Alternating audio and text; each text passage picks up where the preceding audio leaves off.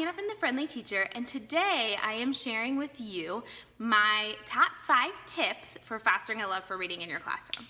So when my students leave my classroom at the end of the year, I have one goal, and that is that they love to read, that they have a book that they love to read, that they have a book series especially that they love to read, or a genre that they love to read. You pass those tests, I hope so. You learn those reading skills, I hope so. But my only real goal is that you leave loving to read. So I'm going to share with you 5 ways that I make sure that happens in my classroom.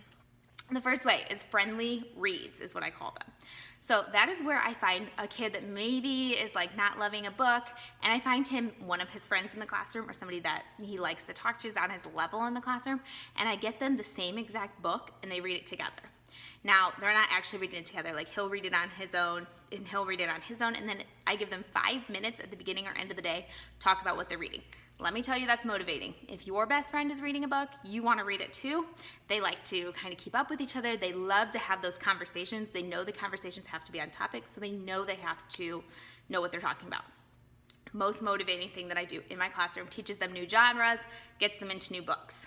Number 2, book clubs. I do book clubs 2 different ways. During guided reading, I will have a group of 5 or 6 and we're all reading the same book. I also do a before school book club. Usually once or twice a year with one book, and they read the book at home, they come in and we do projects and activities. This again teaches kids new genres, get them excited into new series, things like that. Next one, read alouds. If you are not reading aloud to your class every single day, you need to be.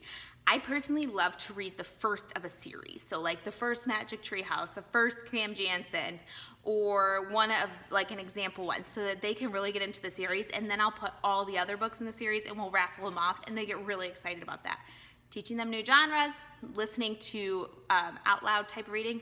Now my only rule is during the read alouds, no skill work. We are just reading for enjoyment. They're just reading to love a book, to talk about it naturally, and there's no real plan around it. Your whole day is planned. Enjoy the read aloud. My next suggestion is called a book talk. I plan this once a month. I plan 40 minutes out of my day where my students are working on an activity, and I bring one kid back to my library at a time. We talk about what they read this month. We talk about maybe what they're looking for, and I will help them find new books to put in their book bins.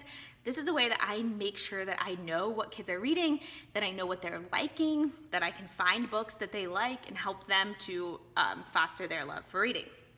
Next thing, book suggestions.